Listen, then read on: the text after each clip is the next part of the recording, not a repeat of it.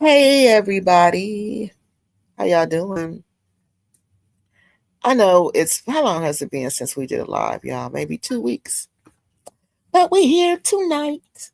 I know I'm not showing my face. Y'all got to give me just a little more time for that, okay? Give me just a little more time to get myself together, okay? But I'm getting there. I'm getting there. So how y'all doing? I'm doing much better. Each week I get better and better and better and better. Get closer back to myself. So tonight, y'all, we are going to talk about there's a lot going on in Africa again. But what's going on, y'all, is really going to impact it's going to impact us. It's going to impact us visiting Africa. It's going to impact us repatriating. It's going to impact us. It's going to impact every area of what we do. Every single area of what we do in Africa is going to be impacted. Hey Susan, hey lady, how you doing? Uh, Everything we're talking about tonight is impacting us. I mean, and this is really some scary stuff because what each story we're talking about, there is an American lady that we know over there in the midst of this who is in our age group, who's in our age group, who's a mother, who's a grandmother, who's an auntie over there in the midst of all of what's going on. And you see, we've been getting, it's more than two people. Y'all, it's way more than two people that we know. Because I forgot Wanda's over there. Wanda's over there also. She just did a video about the water supply. So see, that's how you know what they're saying is true because Bantu Lisa will send me articles, and different things that Al Jazeera is saying, that CNN are saying, and then you go back and I'll see different people, different YouTube creators are saying the same thing as what these reporters are saying. So this is how we know what's going on is true. Again, I am doing much better, honey. Today is the best I've been since I've had the surgery. So I can say I am truly getting back to myself, and I am so very, very, very happy. Hey, London lady, how you doing? All is well. All is getting well. Let's put it like that. Because y'all, I've been like, I didn't even have the energy to even do the show. Like it was just, I couldn't even. It was so difficult for me to even get the energy to talk. But thank God, like I said, I'm getting back to myself. I'm getting my strength back. And after I saw, Edra she sent me a video about an attempted coup that happened in Benin. And y'all know who was in Benin, or did y'all forget? Who knows who's in Benin right now and who just went through this whole attempted coup d'etat? Because one video I saw, I'm thinking the coup was done and they took over. But no, I saw another video right after that. And that was like the shortest coup d'etat I've ever heard of. Where you been, Chat Lives Matter? I ain't seen you in a long time. Good to hear you, girl. Yes, I'm feeling much better. How you been, Chat Lives Matter? But y'all gonna see me soon. Just give me a little more time, okay? I promise. I promise. I'm gonna get back to that because I feel like I always say, if y'all take the time to come on here, the least I can do is take the time to prepare myself. But it's been a lot to prepare myself just for this part. So tonight we're going to talk about, is it safe to go to Africa? Because like I said, for the first time, I'm really questioning myself. You know, I'm really sitting in the comfort of my USA living room, because normally I don't do that. When I'm in Africa, when there's no lights and I'm hot and I'm hungry, that's when I really get to questioning myself. But not so much when I'm at home. I don't question. I don't question, is it safe? Is it okay or not? But now all of this has got me questioning, Dad, is it even safe, y'all? Is it even safe? Because this kind of stuff can just happen anytime, anywhere. Anytime, anywhere. And this first video we're going to look at, he's going to tell us the first thing they do when this happens is they shut down the airport. They shut down the airport. So if they shut down the airport and we're just over there visiting, what y'all think will happen? Chat Lives Matter says, I'm good. I'm seeing you right now. You don't have to come up. You good. Just, oh, thank you, Chat Lives Matter. It's on the X. Okay, Chat Lives Matter says it's on the ex-French colonies that are having the coups. Oh, she said it's. Oh, you're saying it's only the. Hey, you know what? I was noticing that today when I was looking at the video. The guy who I'm about to show y'all the video, he was explaining what was going on, because they were saying Nigeria got involved and Nigeria flew some fighters over there. And I'm like, why is Nigeria getting involved? Like, what's going on? So I found this really good video and he was explaining it to us. And he was showing the countries who have had coup d'etats this year. And you're right. Most of them are French. Well, they are French countries. Not most of them. Most of them are. So yeah, they are. And I was thinking, like, what is this French connection? But I told y'all, remember when I was in Cameroon and I told y'all the mom who I lived with, my host mom, she was a part of the Cameroonian government. And she told me that was one of the things that they will do. If you try to have independence in your country, if you try to like have nationalism, if you try to, just have a sense of we're going to run our own self, we're going to answer to self, that's what she said they would do. She said these powers that would come in and they would pay to start revolutions. They would just fund the revolutions. They would be the money, the source, the power behind the revolutions in your country.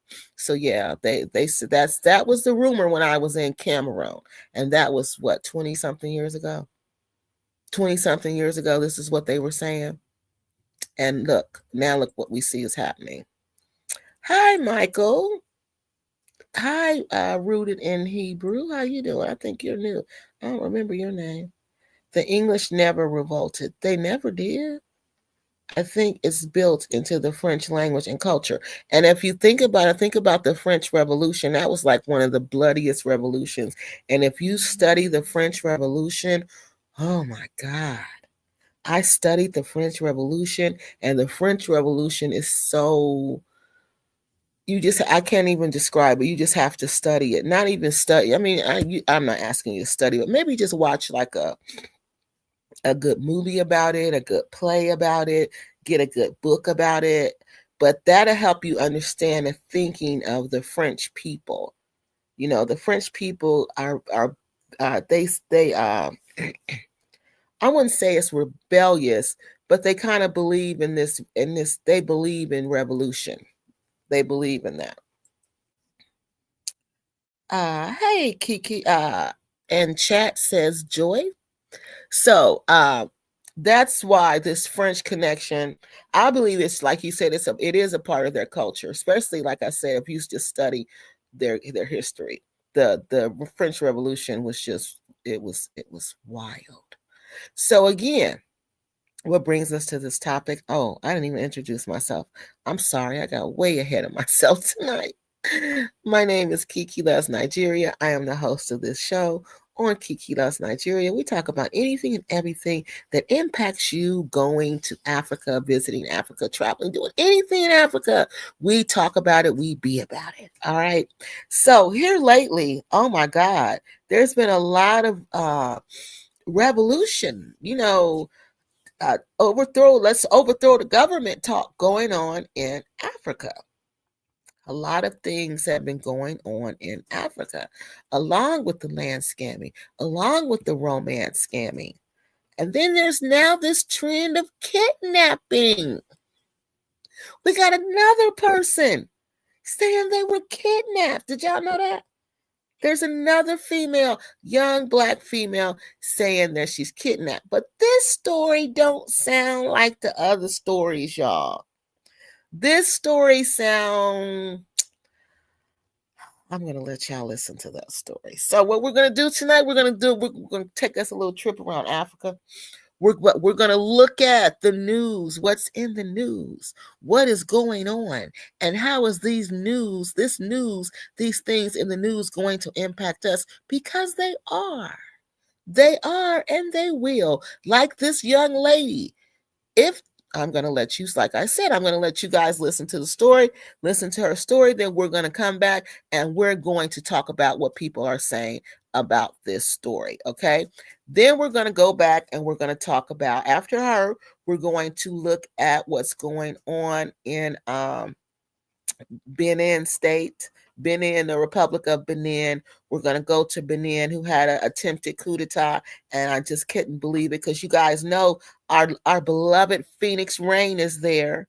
But in all serious note, she is there. Phoenix is there, and she did a video which was good, and she kind of gave us an update on what's going on. So we're going to check that out also. So we kind of got a lot of data to look at tonight. So we're going to go ahead and get started. We're going to get our fair use up here because we need these videos so we can use them as a news source where we can get information, so we can learn what's going on and we can understand what's going on in the world. And one of the ways we do that is through videos. Because with videos, we learn visually, we learn through sound, and we learn through sight. We use our two senses to learn. And that's what these videos are for, to help us learn. And fair use says the content on Kiki Loves Nigeria may contain copyrighted content not authorized for use by the owner. However, no copyrighted infringement is intended. Copyrighted material used on this channel falls under the Fair Use Section 107 of the Copyright Act of 1976, which states copyrighted material can be used for education. That's what we're doing, educating about what's going on in Africa. We're researching about what's going on in Africa, and we're using these videos to help us do that. And we're teaching each other about what's going on in Africa. And we're also using our commentary to share our opinion about what's going on. And these videos are a source where we can get the information from a primary source at that. All right. So the views expressed on this channel, remember, these are only our views. These videos are primary sources and they are facts. We're going to use these facts just to make a fact-based analysis. And then we're going to come up with our opinion from that fact-based analysis. Okay.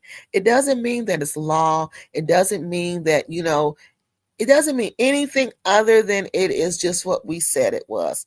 Simply our opinion. All right. And everybody has a right to that. Everybody is entitled to that. All right. Rockabye, baby. How you been? Hello, Kiki. Is Phoenix Rain a friend of the channel now? Is Phoenix Rain a friend of the channel? I would say Phoenix Rain is going to be a friend of the channel because I'm going to use Phoenix Rain to get information from she's an excellent source for what's going on in Benin. So right now we'll say she's a friend of the channel, okay? But I don't think Phoenix is ever an enemy of the channel. Was Phoenix ever an enemy of the channel, y'all? Was Phoenix our enemy, or did we just kind of go back and forth? I don't even think Phoenix went back and forth with us. She kind of ignored us. But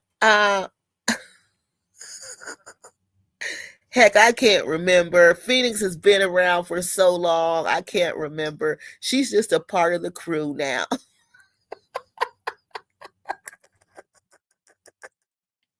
But we're sure going to be watching that video she made, and we're going to be looking at her for information because Phoenix right now is a primary source.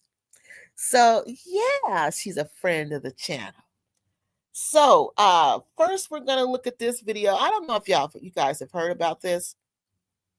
Let me see. I said who I was. I told you what we were going to talk about. And now I'm going to introduce our first video of the night, our first topic. There on December 5th, and December 5th was a hot weekend. That December 5th, 6th, and 7th, ooh, that was a hot, hot weekend. Oh, good. You've been watching her? Okay, good. So I was watching, I'm gonna start watching her more. Since this is what's going on, because Phoenix has a front row seat, y'all, and we need to keep an eye on Phoenix. Plus, we need just to watch her to make sure everything goes okay with her because of where she is. So, look at this young lady right here. And they all got that same look, except this one has blonde hair. But all those young ladies look alike to me. They all have that same look.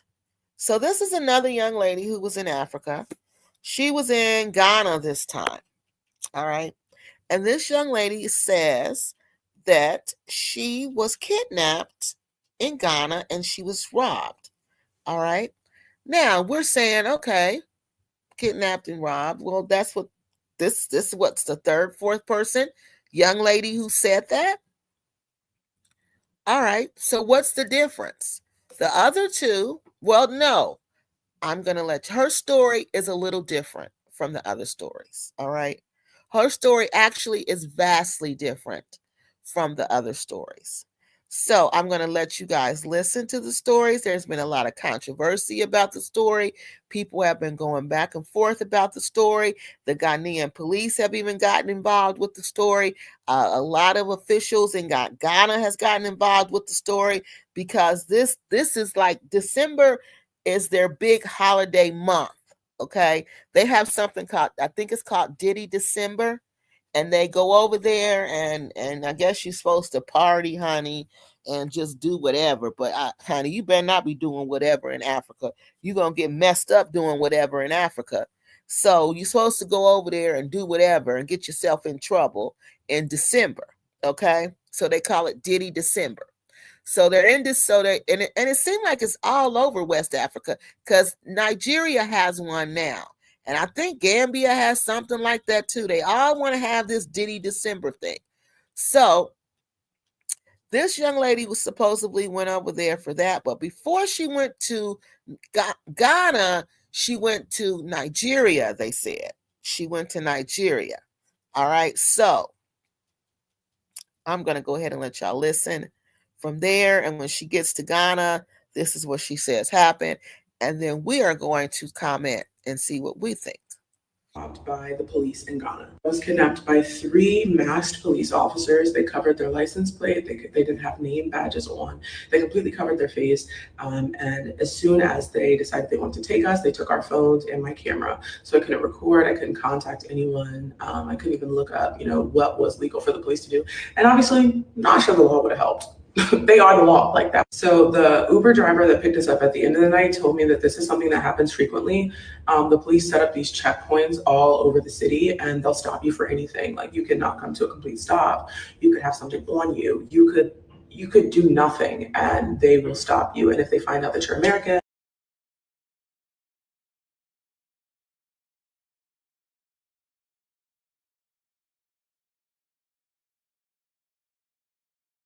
That part is true. Everybody who been in Africa know they do have these little checkpoints, honey. And some people even set up fake checkpoints. They won't even be the police. They'll just set up a checkpoint just to collect money from you. Okay, I'm serious. Out like in those far out places at night, They will just the boys, that's what they call them.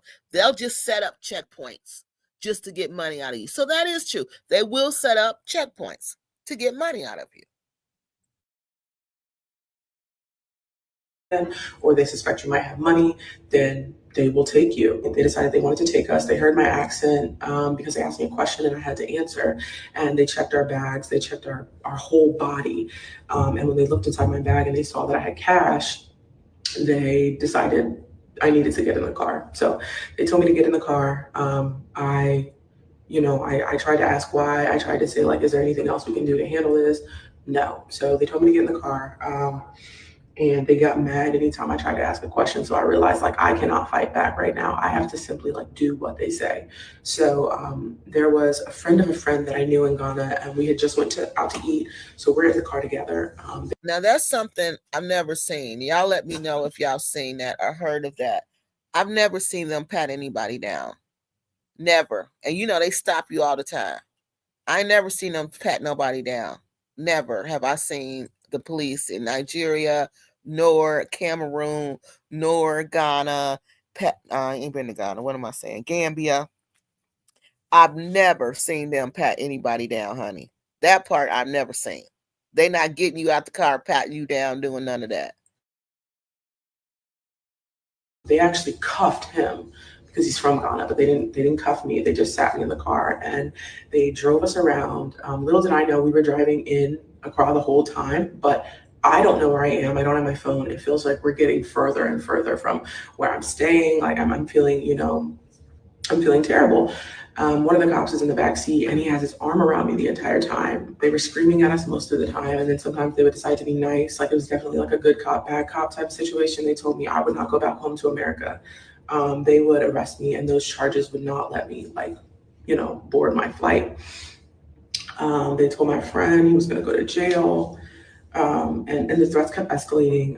At one point, they even made me read a Bible verse and explain to them why that meant we should pay them before they take us to the station. This was the most nonsense I'd ever heard in my life. But again, they're all armed. There are big ass guns in the trunk. At one point, there were 5 officers with us, and then at other points, there were 3. Like there was no leaving. There was nothing. So at one point they pulled up at an ATM and they told me, take out as much as you can. Are you dumb? Do I look like I'm fucking dumb? And I know y'all are probably like, why'd you get in the car? Why did I get in the car? I didn't have a choice. You try resisting 5 fat ass, armed, stinky ass, and let's get into the smell. Well, she said it was 3. So the ATM, I thought she said it was 3, y'all. When did it get to 5? That's the part I got confused about. Okay, I keep missing that part. Because it was 3 and then it went to 5. Okay, so y'all tell me in the comments, when did it get to? How did it get? Because I keep missing that part. I told them like that. Last night, I was kidnapped and robbed by the police in Ghana. I was kidnapped by 3 masked police officers. They covered their license plate. They didn't have name badges on. They completely covered their face. And as soon as they decided they wanted to take us, they took our phones and my camera. So I couldn't record. I couldn't contact anyone. Okay, my first discrepancy that I have with that is 3 police officers in a car. No. I'm saying a no because when do we see them in the cars, y'all? Now, some of them be in cars, but they'll be in those big old cars like in Gambia where they go in like a truck where they driving around picking people up. You know what I mean? Where they loading up a lot of people, where they arresting, they doing them sweeps and they arresting a lot of people, but not like here where it's like cops in cars, like 2 cops in a car or 1 cop in a car. No, it's not like that. And when they stop you, it's usually at a checkpoint. It ain't like they get behind you and get the lights on. It ain't like that. It's like, and then they don't get in the car with you. Sometimes, like in Nigeria, they have these one market police. They wasn't even real police, but they work at the market, call themselves giving you tickets. They'll get in the car with you and pull you over, and you have to give them money. But it was It wasn't no covering up their faces. It was no covering. They don't even have no name tags on. Some of them did who had the uniforms on, but y'all know most of them don't even have uniforms on. So that's that part right there. That part started off shaky to me, and covering up the license plate. No, who checking a license plate like that? But okay, so I got to think in the mindset that she says she being kidnapped, so they're covering. So they're gonna cover up the license plate because they don't want her to get the license plate. So that's the first thing that's standing out to me that just don't sound right. Were they impersonating? That's what I said too. Were they impersonating police officers? That's what I thought. I was like, no, these sound like these are just some people on the street.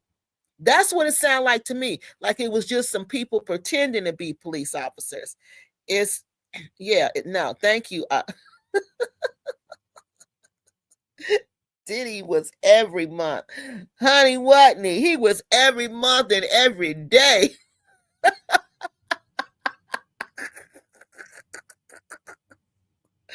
Oh, if y'all have not watched the documentary on Netflix about Diddy, oh, you better go watch it now. Honey, stop watching me and go watch Netflix and watch Puffy, because I can't even believe it. I can't even believe it. Like she said, Diddy was every month, okay?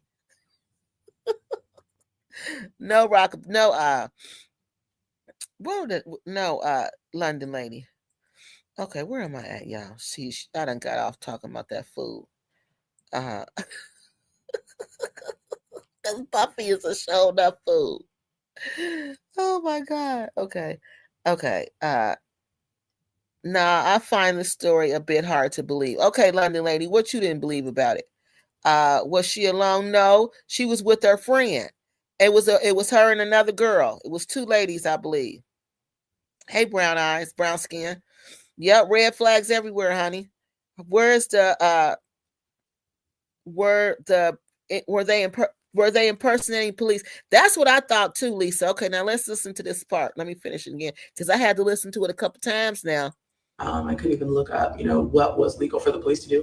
And obviously, not sure the law would have helped.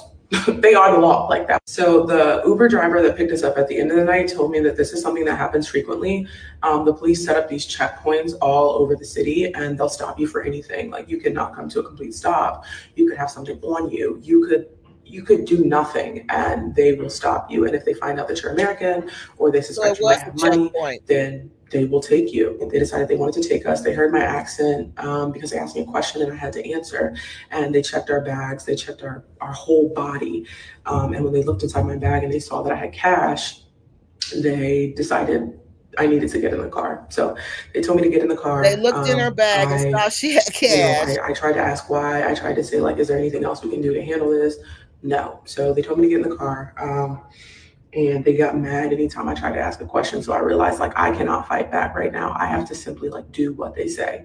So there was a friend of a friend that I knew in Ghana, and we had just went out to eat. So we're in the car together. They actually cuffed him because he's from Ghana, but they didn't cuff me. They just sat me in the car and they drove us around. Little did I know we were driving in Accra the whole time, but I don't know where I am. I don't have my phone. It feels like we're getting further and further from where I'm staying. Like I'm feeling, I'm feeling terrible. One of the cops. So it sounds like, okay, now y'all, I found another story where the Ghanaians done got a hold of it. Okay. And they really looked into it. Okay. And they're saying that Interpol is after this lady because they saying the lady lied. Interpol is saying the lady lied. Okay. So she said there was three people. It was a girl and a guy. Okay. It was supposed to be a girl and a guy in a car. Pops is in the back seat and he has his arm around me the entire time. They were screaming at us most of the time, and then sometimes they would decide to be nice. Like, it was definitely like a good cop, bad cop type situation. They told me I would not go back home to America. They would arrest me and those charges would not let me, like, Yeah, they don't even do all that. They don't even do all that. They just want some money. They gonna go back and forth with you about some money. And it ain't like that kind of conversation. You know what I mean? It's not that type of conversation. It's just like, I know you got some money. Give me some money. I don't have no money. Yes, you do got some money. Give me some money. No, I don't have no money. Give me some money. Yes, you do got some money. No, I don't have no money. Well, we're not leaving until you give me some money. It's like that type. It ain't, oh, you're gonna go to jail. I'm gonna send you. No. Wouldn't someone get a slip to see your bank? Wouldn't someone get a slip to see your bank balance? Would they just say, take out what you can? And why would they say, take out what you can? They just say, they just say, give me something. You know what I mean? Why are these girls? Thank you. Travel. I don't know. See, JW, is this Cotton Top? Cotton Top, are you JW? Because this looked like your old flower, your Simpson. I don't know either why these young girls are traveling to Africa to party. Somebody done put it out there that Africa is a place where you go to party, and that is a lie. That is the biggest lie told to man. You're going to go there and get yourself set up. That's what you're going to get done to you over there, going over there, call yourself partying. You better not be going over there partying. And that's exactly what they're doing. You go to Vegas to party. Africa is male dominated, which means stay in your place, woman.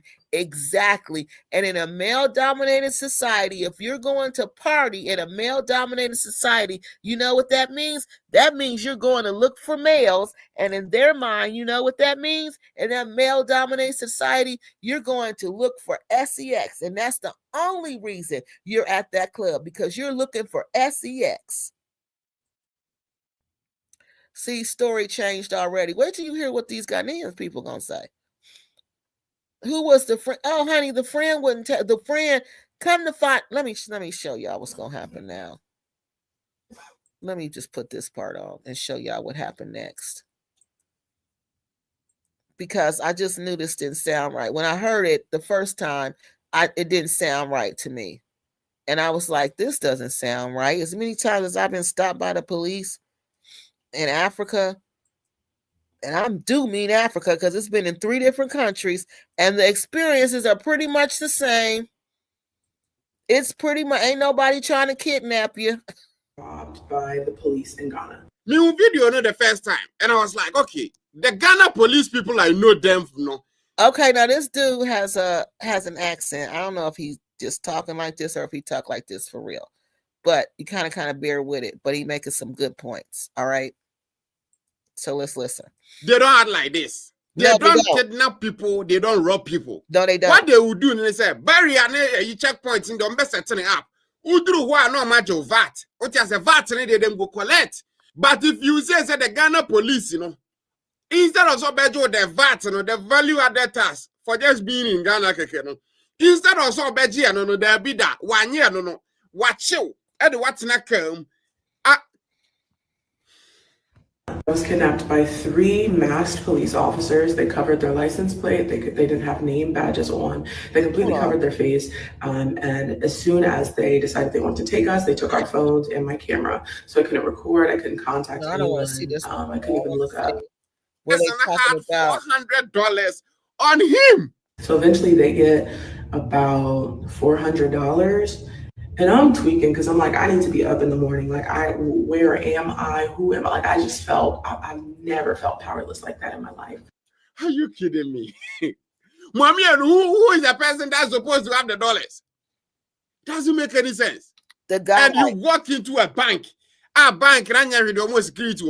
The bank, if you enter, you can call them. It's okay. You can tell any person there. Tell the person, say, you are being kind of blackmailed, kidnapped, doing whatever the police were not doing to you. Send a big rap bank in Wabejiska. I'm sure said the bank, even MTN office, the MTN people will make sure say the right thing is done. And if you say that this whole thing is done by police officers, it doesn't make any sense to me. What did I say? It doesn't make any sense. Together, they actually cuffed him because he's from Ghana, but they didn't cuff me. They just said, okay. So the guy she was with was from Ghana. Okay. So he was from Ghana, and the other girl, I think she was an American girl. Me in the car, and they drove us around. Little did I know we were driving in a car the whole time, but I don't know where I am. I don't have my phone. It feels like we're getting further and further from where I'm staying. Like I'm feeling, I'm feeling terrible. Now, am I saying the Ghana police can do that? Yes, they can. But I understand this. While we're Chicago, Ghana, when I'm Ghana during December, whenever piano, there are specific checkpoints for Ghana. Abuja police will make sure say, kind of normal, so he's pretty much saying what we said. There's checkpoints. There's certain checkpoints that they have in Ghana. That they do have these checkpoints in Ghana, and they do that, but not the way she's saying it. The way she's saying it happened, no, that's not what they do. That's not. And then she went. It was time. They wanted her to go to the police, right? They wanted her to go to the police. Do we all remember the Black American woman that said that Ghana police kidnapped and robbed her? So Ghana police, together with Ghana Revenue Authority, is out with a lot, and there is a lot to unpack. Sit down. Let me give you the GE city. So the lady that you are seeing on the screen, her name is Maki Ariana Naomi. And on the 5th of December 2025, she made a video and posted on her TikTok platform. Her name is Arimaki there. Can check her out. And in the video, she was explaining a very bad experience that she had the day before 5th of December 2025. That is like 4th December 2025. That will be on Thursday. She said in the night, she was just driving around with a friend in an Uber. And men from Ghana police, about 3, stopped her at a snap point. And then they started checking her, a very bad experience and all of that. We are going to listen to her. But I need you to listen to her attentively. Last night, I was kidnapped and robbed by the police in Ghana. I was kidnapped by 3 masked police officers. They covered the stink. So the ATM, I told them that obviously they couldn't go with me into the ATM. I went to tell the bank people that I was not good, but they still had my phone and my camera and the person that I was with. So I took some money out. I took out like $150 US dollars, and I went back to the car. I gave it to them. I'm thinking it's over then. No, of course it's not over. They're still trying to extort more money out of the other guy. So eventually they get about $400, and I'm tweaking because I'm like, I need to be up in the morning. Where am I? Who am I? I just felt, I've never felt powerless like that in my life. So I say all that to say, they don't know that, but I'm going to be okay. And I thank God for that. I thank God for his covering. And but she wasn't beat up like the other girl. And I hope you listen to Ariana very, very well. Yeah. When I saw this video, I was like, no, this shouldn't happen to foreigners because we are getting to 30 December. GTA needs this revenue for Ghana. So I was really curious. I wanted to know what is happening. And few hours after this video was making wave on the internet, Ghana Tourism Authority released an official press stating that is what you are seeing on the screen. Basically, what they were saying is that they've seen a viral video and they are very, very concerned. Yeah. They are working with Ghana police to get to the bottom of it. They are going to act swiftly. Because, we are getting to 30 December. They should be worried. And just this morning, about 2 hours ago, Ghana police, they've released an official statement, and this is what they are saying. So in their very first statement, they said that the police have launched an investigation into Ariana's case. They've been made aware that Ariana came to Ghana for a visit, got to a snap check, and the police, they acted like robbers, literally, and they extorted money from her. So they've launched an investigation into that. And secondly, the beginning of the investigation led them to a hotel where it's that place that Ariana recorded the video. And she was even there with other 2 people, maybe her friends or something. And it was on that same 5th of December 2025 that she checked out of the hotel. So if Ariana was in Ghana, she was in this hotel, she's no more there, definitely she's back to her country. So they traced her back to Kotoka International Airport, where they also realized that, oh yes, she was here, she has left. She booked a return flight. Ariana is no more here in Ghana. Now to the point 3, the police also made us aware that right now they are aware Ariana is no more here in Ghana, but they have to get in contact with her, get to the bottom of the whole thing. So they got her number through a channel, called her and asked her that, Ariana, we've seen a viral video where you were complaining that this and that happened to you. Can you give us an insight? What happened? Do you recognize any face? Did you see any name? This will take us back to the video. You remember that in the beginning, Ariana made us aware that the police didn't have a badge on. Their number plate was covered, and even they were in a mask. So she told them that she didn't see, just like she said in the beginning, she can't give those informations based on the reasons I've given you right now. She said it in the video. Right. So according to the police, they said, okay, that's fine. That's okay. Can we get the number of your friend that you were saying in the video that he's a Ghanaian, you were in the car with him, you were arrested together and all of that? Ariana went ahead to answer them that no. The friend says that he doesn't want to involve himself in this investigation to arrest the people that kidnapped them. So right there, the police said, okay, so we will get in touch with you later. After their other investigations, they wanted to get back to Ariana and ask her some questions. When they call Ariana hangs up the call. If you call her, she will hang up to an extent that she was tired of hanging up the call. She has blocked them. After blocking them, if you go to Ari, you can go and search Ari on TikTok right now. Ari has deleted the video that she made. Wow. But is this going to be the end? We are not going to hear from Ariana again and all of that. Ghana police is assuring us that they are going to use diplomatic channels to get to Ariana because she needs to answer the questions.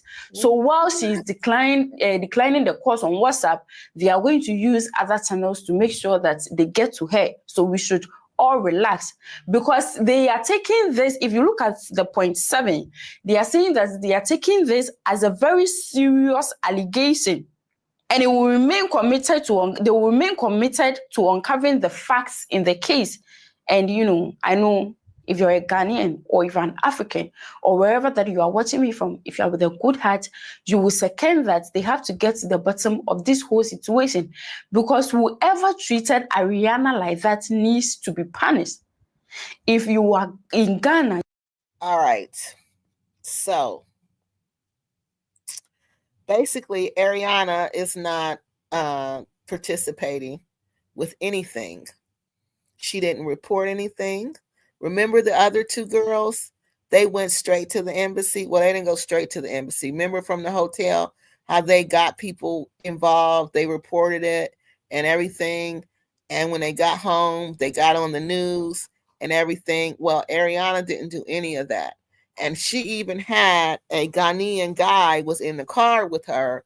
And he was, they asked him, can she get him to do a report? And he didn't even want to file a report. So Ariana doesn't want to file a report.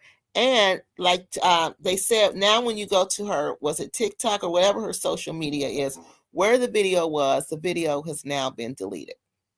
So what do y'all think? What a load of BS, London Lady says. The story kept modifying. JW or Cotton Top says, single American women in Africa are seen as night workers. Yeah, sure. I just see it. Okay, they're the same person. Okay, good. Joy says, I've heard stories like this coming out of Mexico. But okay, we talked about that. It was one out of Mexico. We talked about 2 ladies out of Mexico. No, it was Colombia. Y'all remember that? And then it was the 2 girls who was in North Africa. Yeah, but it was not like that. Even the one in North Africa wasn't like, even the one in those 2 wasn't like this. It was, this was too much. This was not, the police ain't doing all that. They are not doing all that. If they are lying, they should face consequences because this speaks to the safety of the country concerning a tourism aspect. No good. And that's Lisa. And that's what the police are saying. That's exactly what the police are saying. That's why they're involved, because they're like, you're going to hurt our tourism. And December is one of our biggest months. And now you're saying that you've been kidnapped. So yeah, we want to prosecute these people because we want everybody to know they're safe.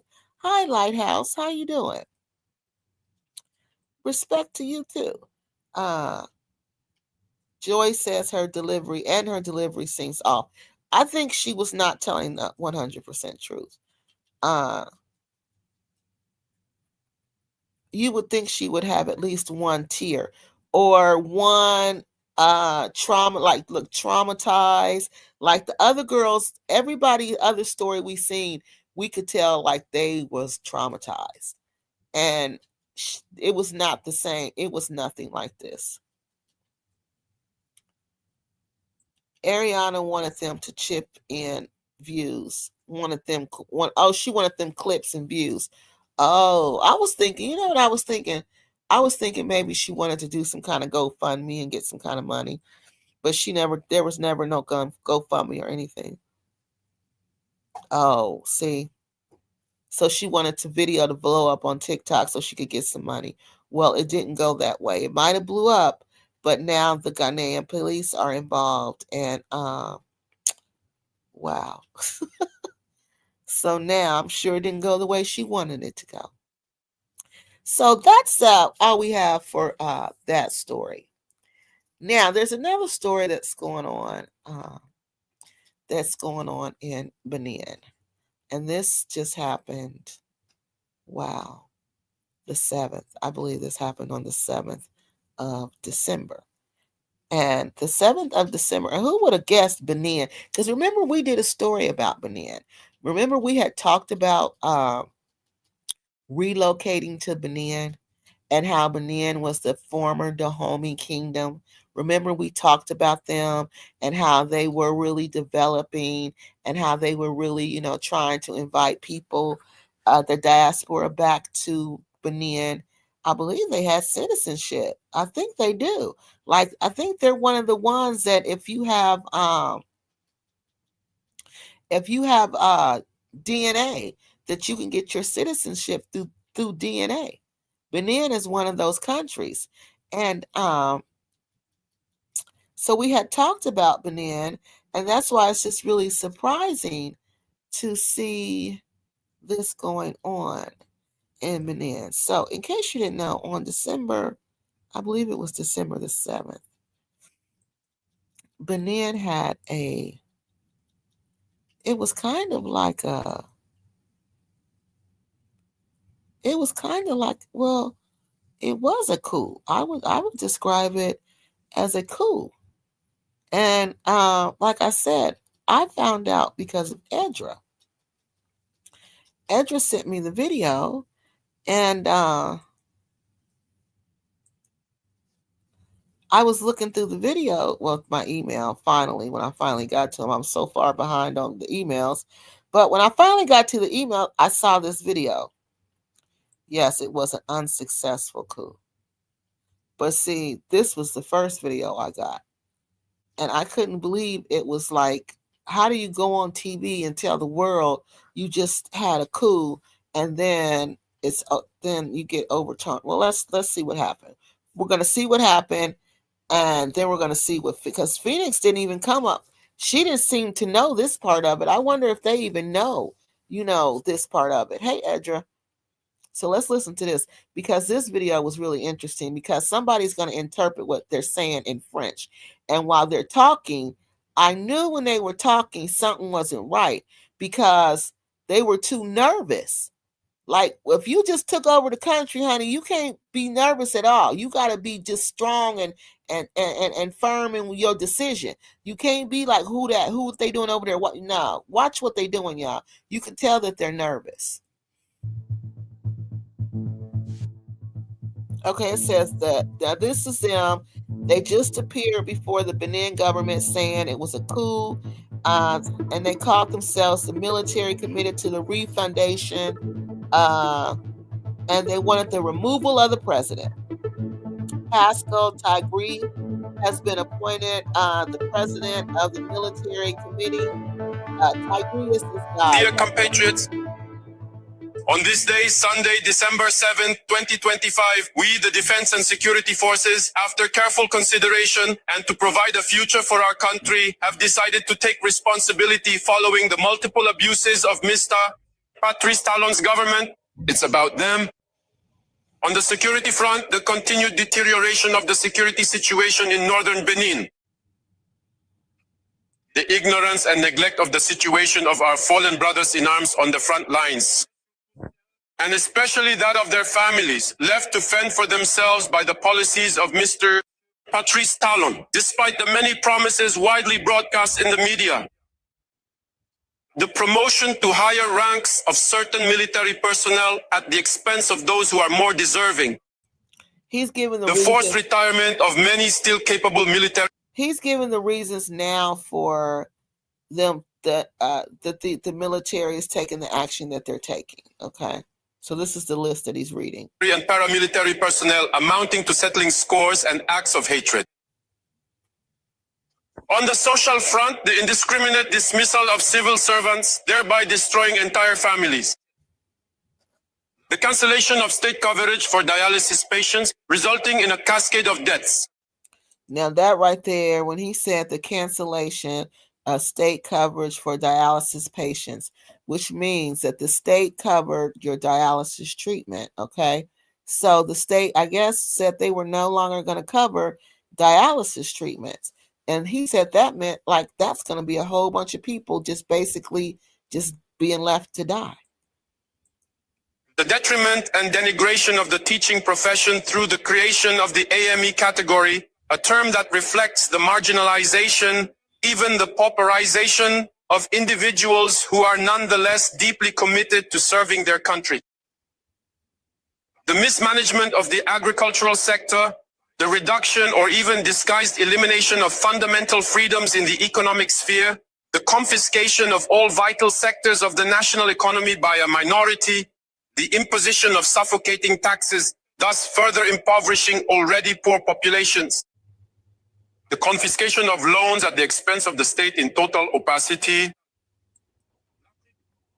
the awarding of public contracts without transparency on the political level, the total exclusion of actors whose ideas are deemed contrary to the governance of Mr. Patrice Talon, and the deprivation of certain citizens of their right to choose their candidate, the passing of repressive laws, the sending of certain citizens to asylums, widespread arrests, and the imprisonment of citizens under intimidation. In light of the above, the Military Committee for Refoundation, CMR, has decided: 1. The Constitution of November 2025 is suspended. All institutions are dissolved. The activities of political parties are suspended until further notice. Benin's land, sea, and air borders are closed until further notice. Wow. The seizure of power at this moment reflects the firm determination of the Military Committee for Refoundation to put an end to the exclusion of all social groups in our country without any distinction. In the course of the transition and to restore national cohesion, the National Army will, until further notice, exercise the full powers vested in the state of Benin. All civil servants of Benin, all workers in our cities and countryside, wherever they may be, must continue to carry out their daily tasks as usual, with even more faith and discipline. As for the brave population, the army invites them to go about their activities freely, in peace and tranquility. So they got to keep on going to work. They got to keep on doing what they're going to do. In fact, the army is committed in accordance with long live the refoundation of our beloved homeland. Long live Benin, the Republic, or death, the people first. Done in Cotonou on December 7, 2025. Communicate. Okay, now listen. The Military Committee for Refoundation, CMR, gathered this day, Sunday, December 7, 2025 in Cotonou, has deliberated and decided as follows. Mr. Patrice Talon is removed from his duties as President of the Republic.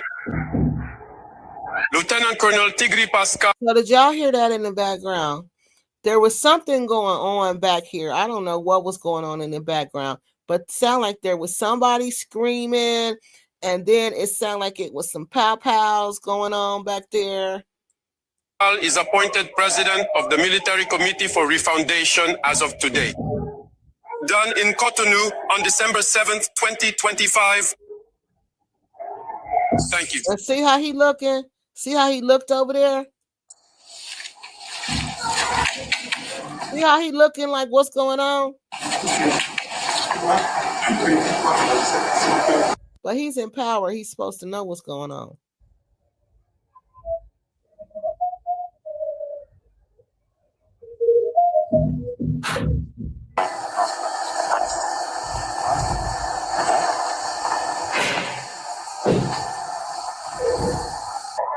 Let's go quickly.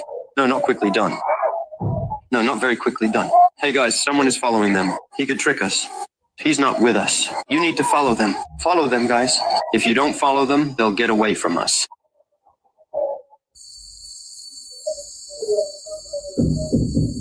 All right. It's fine. I told you a few times. It's fine. It's fine. You can put that on the milk at the same time.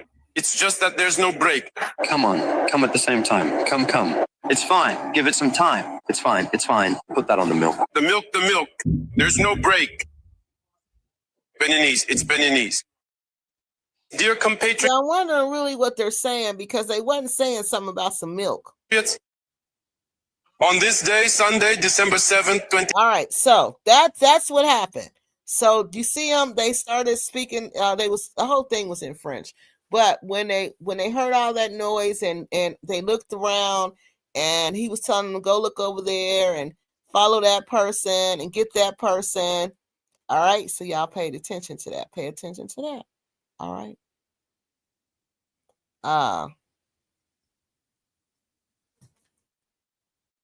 Charlie, how you been? Where have you been? But do you think that's what that meant? Free dialysis? Because what else could he mean by that? That's what I was wondering, because that's expensive. But they do that here. Because if the person don't get it done, you know what's going to happen to them. Our whole world is a mess, Joy says. All right, so look, y'all. So this is the part I want y'all to see what happened after that. So after that, I started like, well, what happened? Like I started to seeing that the revolution was already over, the coup was over, that the president was back in power. I'm like, wait a minute. Well, how long was he out of power? 30 minutes? You know, so I wanted to try to find out. Then I heard something about Nigeria shooting some helicopters. Not helicopters. You know what I'm talking about. Nigeria shooting some that they got involved and they were shooting rockets. And I'm like, well, wait a minute, why is Nigeria doing that? So I said, let me look and see what's going on, because when I looked it up, I couldn't see where people were saying it was this, like the coup was still going on. So hold on, let me show you. So I found another video, and this guy is going to explain this. He's going to explain to us what happened. Phoenix don't know this part. She didn't say this part. I wonder if she even knows this part. You know, I wonder if she knows what happened. Because sometimes, you know, like they don't have the internet, they don't know. The coup d'etat in Benin has failed. The coup d'etat you saw on TV did not go according to their plans. The coup leaders have been defeated and the government is back in place. What's happened in this situation? Rumors say that France came into the party, helping Benin regain control. Some people are saying that Nigeria... Oh, y'all said that, remember? Somebody said that. Somebody on here said just that. Sent aircraft to go and bombard the coup leaders and ground troops to give them support. And then they said Nigeria sent aircraft to bomb them. And then it also sent people on ground, because Nigeria and Benin share borders, and they said they sent troops over there also. Which one is truth? Has Nigeria done the job of the colonialists, or have Nigeria protected democracy in Benin? We're going to find out just now. Oh, that's messed up. So, fellas. Did y'all get that? He said, has Nigeria done the job of the colonialist, or have they preserved democracy? Wow. Wow. Yesterday, we spoke about a coup d'etat happening in Benin. Here's Benin on the map. It's a beautiful place, lovely people, great culture, amazing place. The coup was controlled by Colonel Tigri Pascal, this man right here. He came on TV and expressed himself, saying things have changed.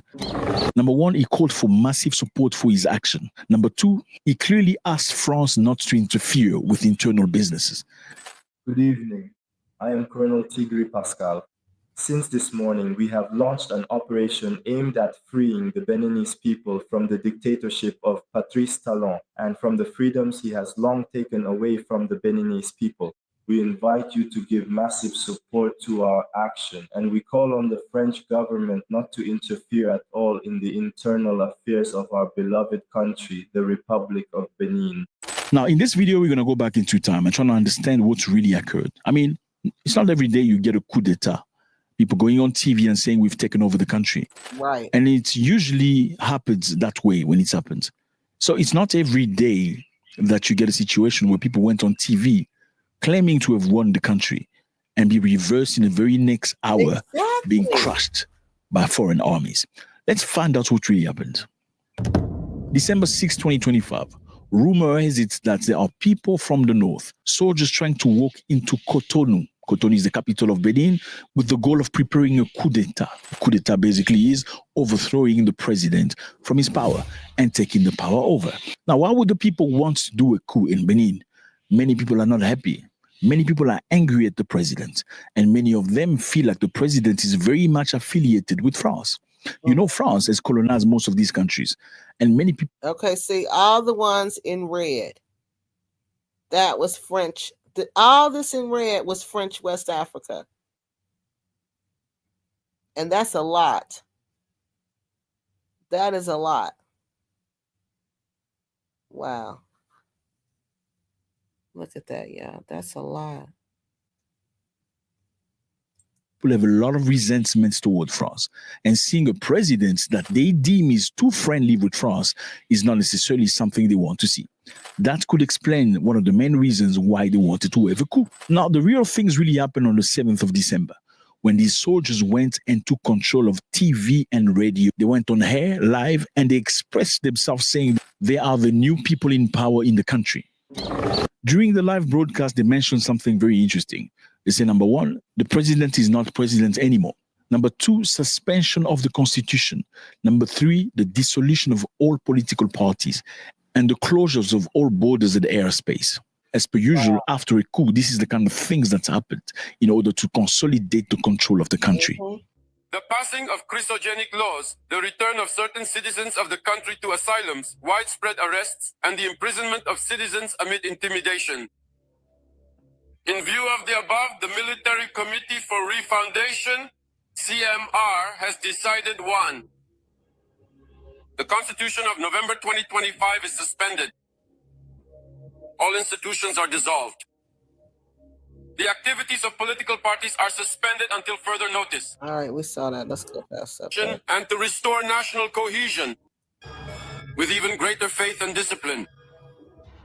As for the general, in fact, the army is committed in line with this to long live the refoundation of our beloved homeland. Long live Benin, republic or death, the people. First and President of Benin. But while they were still on air, I'm sure you can see a lot of things were happening. Yes. Many things. You can Remember I told you I could hear stuff in the background? And that's what, after I watched this video, I went back and watched that other video. The raw video of them recording. And you could hear like somebody crying. You could hear like pow pow. You could hear people screaming. You could hear like tussling. It was like a lot of stuff going on, like in the background. And that dude, whoever the one was in the front, I forgot his name. They didn't know that was going on. You see, these people are not 100% in control of the entire situation. Je vous remercie. See right here.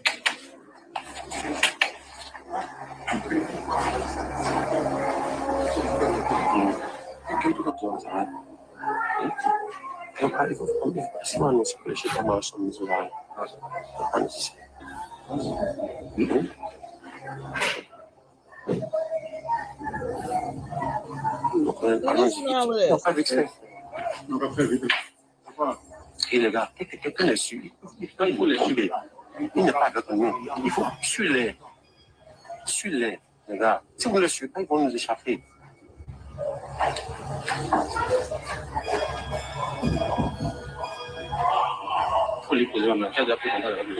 C'est bon,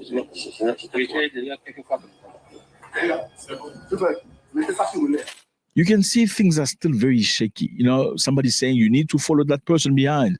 Don't let him go. He might disappear. It clearly shows that there isn't really control of the situation. Now, why would these people, instead of going to the presidential palace, will go to the national radio and TV station? Well, it's very simple. In many coups, when it occurs, the first place they want to take control of is usually the airport, then the TV station. Why do they need a national TV station? Because through the national TV station, when you broadcast saying, we are now in control, two major things happen. Number one, you get the soldiers that always wanted to overthrow the presidents to finally come out. Because at that point, they will have the courage knowing that we're not by ourselves. There are some people that think like us that are actually in power. Number two, you scare the people that are willing to resist. Because when they watch on TV, you saying we are now controlling the country, the president is not president anymore, the constitution is suspended, they fear for their lives because they don't know the reality. They don't need to see the reality.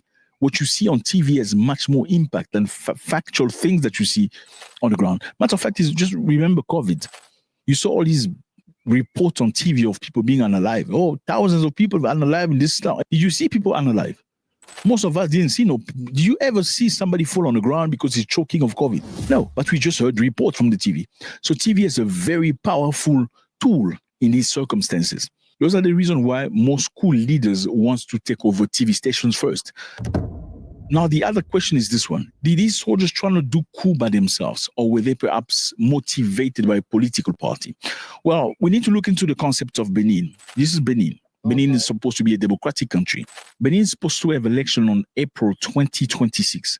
And obviously, several candidates. So they have a big election coming up also. April 2026. That's what, 5 months from now? And look what just happened 5 months before the election. Submitted the application. But amongst them, some of them have been dismissed from the race. And the most prominent person that's been dismissed from the race is this man right here. His name is Thomas Boni Yayi. Who is Thomas Boni Yayi? Thomas Boni Yayi is a Beninese politician and former president from 2006 to 2016. He's now the head of the opposition party, Les Démocrates, and remains a major political figure. He was an ex-president. He still wants to run as a president, and he poses a major threat to the local government. But he was dismissed through his political party. He cannot be part of the elections. And this could be perhaps one of the main reasons why people are angry. They feel like things are manipulated. Now, the current president, this man right here, Patrice Talon, cannot run for presidency. Now, he's assigned this man, Romuald Mouadani. Okay, so he's assigned somebody else to be the president. And they said he's going to be the president afterwards. I'm trying to, and so they feel like it's just like. But something happened. Who came on board to save Benin? So that's the part we want to get into. So basically what was going on, the people, again, they're feeling like they're not going to get a chance in this election. This election has already been set up. They know who's going to win it. It's not going to be a real democracy. So they're just frustrated. So then this is what happens. So they decide they're going to do a coup, and this is what happens. Was it the French, perhaps? Well, there were unconfirmed rumors of a French aeroplane flying above Cotonou, but French diplomats denied any involvement, stating that President Talon had not sought refuge in French embassy. Now, there's also another account about Nigeria. Did Nigeria save the government in Benin? Yes, fellas. Nigeria reportedly played a decisive supporting role. There was an urgent request from the president of Benin to Tinubu. Say, please help me. I'm falling on the ground. Please help me now. And Tinubu ordered Nigeria Air Force fighter jets to enter Beninese airspace and take control of it and strike coup-held positions. Like the TV radio station was struck by Air Force from Nigeria. So they also apparently sent ground troops into Benin to go and help them. You can see on the map, Nigeria and Benin are very, very close. Very same culture in some areas. They believe in voodoo as well, you know, and stuff like that. Very interesting. So the question is this one. Nigerian Air Force helped the Beninese government to stay in power, or else it would have been another case of Mali or Burkina Faso or Niger.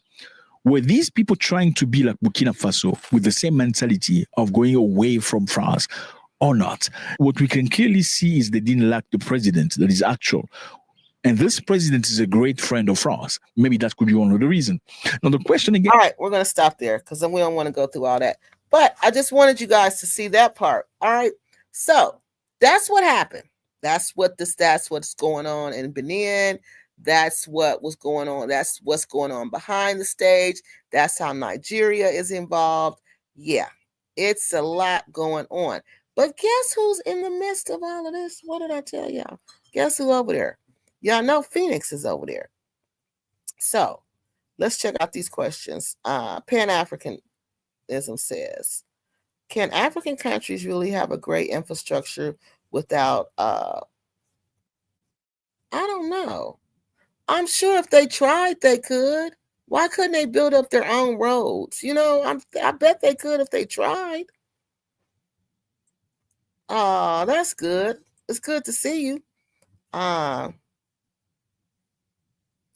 Joy says that was their first mistake. That guy is not a good speaker. He has no charisma. Hi, Life Without Limits. Hello, everybody. They went on private TV, so not state TV. They clearly did not have full control. See, and that's what he said. And that's what makes this country even more stable. That they did not have full control. So why would you do that if you didn't have full control? It was like half of the army was supporting the president and the other half of the army was supporting the revolution, the coup. So yeah, I don't know why they would do that. Hi Q, how you doing? They analyzed somebody's wife. Did they, London lady? Did they analyze somebody's wife? They were speaking in English, then their population speaks in French. I thought they were doing that so we could understand, because they wanted everybody to understand what was going on. African Goddess, the guy did an English translation in the video. Okay, so that's what's going on in Benin. And this was December the 7th. What's this date, y'all? The 13th. That was what? 6 days ago? 6 days ago. So our friend, so I said, wait a minute. When I saw that was in Benin, y'all know the first person I went to check on was Phoenix. Because Phoenix is there. So I wanted to see what was her view. Because the thing is, when these type of things happen, you got to remember, people try to act like this stuff does not have an impact on us. But it is going to have an impact on us. But it's going to impact you differently than it's going to impact them. See, that's their country and what's going on with them. But when this hits you and you're over there, or somehow you're mixed up in it, it's going to hit you differently because you are not one of them. Now, wait till you hear what Phoenix tells us that the government told them. All right? And if you don't heed to these warnings, people, and you get stuck over there, then I don't know what's going to happen to you. I don't know what else these people got to tell y'all. Questions. All right. About what has gone on here. Now, this is Phoenix. She's going to give us a little insight to, again, Phoenix is in Benin with her husband. She's in Benin Republic with her husband. She's trying to get some citizenship. I don't know how she's trying to get citizenship, though. Oh, hey, Bantu Lisa. How you doing? We're just talking about Benin now. We're talking about Lisa, Lord. We're talking about Phoenix. We're talking about, she made a video about what's going on over there, and we're just talking about that. So, hey, sweetie, how you doing? So, hold on. Let's get African Goddess Guide. Okay. So now let's get this up here real quick. Here, then please feel free to ask, okay? Anybody that comes on here with foolishness, I will just simply remove you. I'm not. So she's talking all about of the lovely things. People, I guess, asking her stuff about Gambia. She get mad when you ask her about that. So she telling them she gonna block them. Things that are drawing us here, all of the modernization and the access and all of those things, that is all relatively new for here. That has all been done within the last 10 years of this administration. And so the majority of the people who embrace it and are happy about it and moving forward in that way are the younger people. The old heads who are used to the old corrupt ways, who were able to have their hands all mixed up in the pot, some of those are not all so happy because, well, just like in America, the people who get money by ways that aren't necessarily the most favorable, they're never going to be happy when you make a change. When change happens, no matter how good it is or seems, there's always going to be somebody who's not happy about it. And so what you should know is that this is a country of laws. There have been very strong anti-corruption initiatives that have gone on. Those anti-corruption initiatives basically took the country digital. So Phoenix is basically giving her insight because she goes to these meetings there. So she's been to this meeting about what the embassy, and they're giving reasons to what's going on over there. Okay. So she's sharing with us some insight as to why this overthrow is happening. So they feel like it's just the young people, and the young people, well, it's what we said, the young people, the older people want to keep things the way they are, and the younger people don't. So that's pretty much what they're saying the reason is. That people literally can't get their hands in the pot. They made things like bribery and tips and extortion and all those things jailable offenses. So you can't actually do a lot of the things that people think you can just willy-nilly do across Africa or across West Africa specifically, right? How you can be in certain countries and you can just pay people for things and get them. You can't here. You have to go through the process, and you can't just pay anybody, and you can't just put cash in somebody's hand and they get it done. You have to pay through electronic means. You have to pay through certain channels. You have to have electronic transactional receipts. There is a major cyber crimes initiative here as well. And so you can't just do anything. Benin is moving into a modern era with tech and digitalization and automation and all of those things. And quite frankly, everybody's not happy about it. Okay.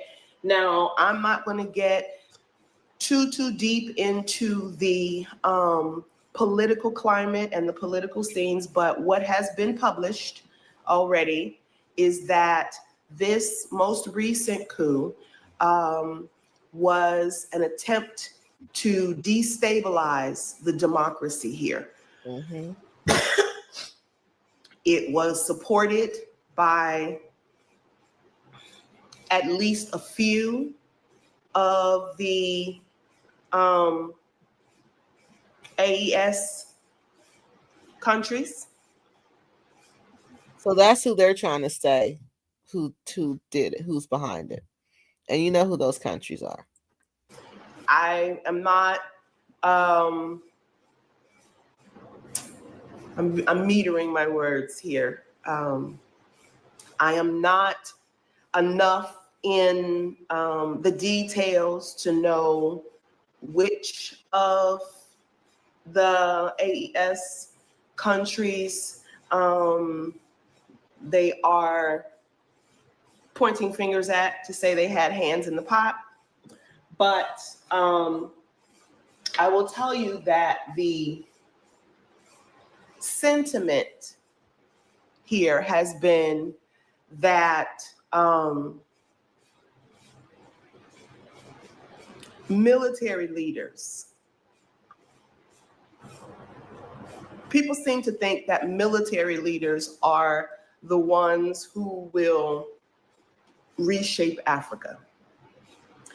And so there are some factions of people who only want to see military leaders in charge. What I have often said about our own past is that Martin, Phoenix was trying to do some and kind of Mandela military. were all, the borders are closed and the airport is Yeah, that's shut. the part we want to hear, girl. Go. Good dad. Unlike a lot of black men, some black men, I won't even say a lot because they get a bad name. There's a lot of black daddies that are active and in their lives. And my daughter happens to be one who appreciates the fact that her daughter's father is a good dad. And she's not trying to just. So she talking about why her daughter's not in Africa right now on the street in the same way that she's explaining that she's there getting everything prepared.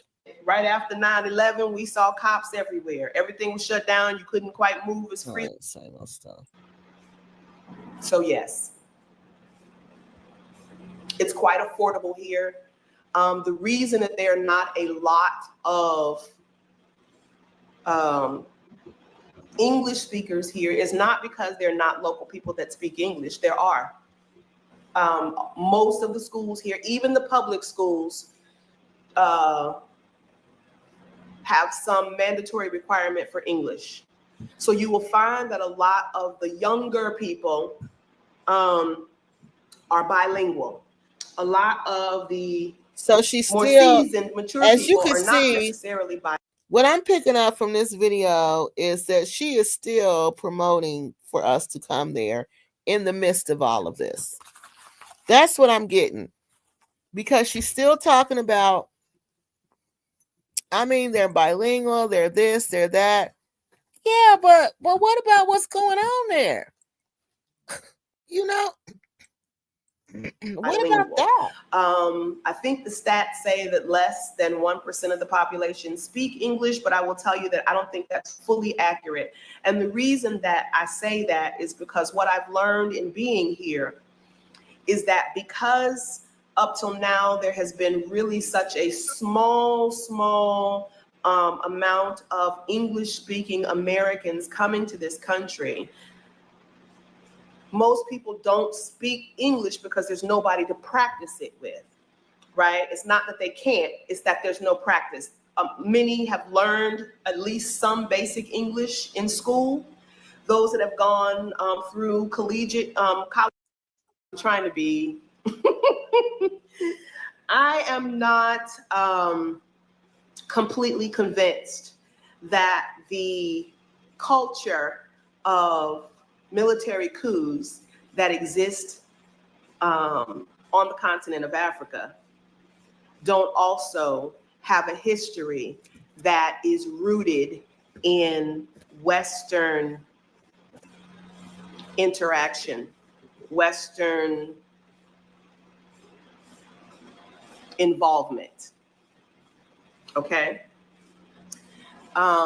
Because there are things that, again, if we watch, we all have a brain, and we don't have to be, you don't have to have a military background like me. You don't have to be a political pundit. You don't have to know all of the inner workings of every government to just watch what your obvious mind would tell you, right? If you are in a country where there is abject poverty, wow, right? Where there, let's talk about for a minute. Let's talk about the Congo use that as an example. There is all sorts of unrest going on in Congo. And there is great, great poverty. Yet there's revolutions going on, and all the people got guns. Where did they get them from? Where did they get them from? Because didn't none of them people in the Congo get on a plane and go to none of the places where they manufacture or sell those weapons and bring them back to the Congo? Where did they get them from? You think the West don't have their hands in the unrest that's taking place in the Congo? You think the West don't have their hands in the coup that happened here, or the attempted coup that happened here? What? So while there are this is what forms she's of really democracy, doing. and so when I use the term that there is, so this is really sad. So this lady, instead of this lady taking this opportunity to explain to us what is going on over there, you know, keeping us posted on what's going over there, she's still trying to make it seem like it's lovely. She's still trying to make it seem like it is just the best place you could be. Every time I'm just looking through the transcript trying to see, you know, if this is really what she's doing. And she really is. You know, she doesn't talk about any, like, I would want to know, like, what's the political unrest? What's it like? You know, I have the lights went out. What's it like? She's not saying nothing. Let me pull this up so y'all can see this part. She's not really saying nothing. I mean, if you want to just listen to Phoenix talk, but I don't want to listen to Phoenix just talk. Hold on, can y'all see what I'm doing? So what I'm doing now is I'm going over here to summarize this video so we can get to the points, because I ain't got time to listen to this woman talk. So look, let's see. This is the part I want y'all to hear when they went to the embassy, okay? So she attended this meeting at the embassy where security concerns were discussed, especially regarding the unrest at the northern borders near Burkina Faso and Nigeria. All right, so let's listen to what they said.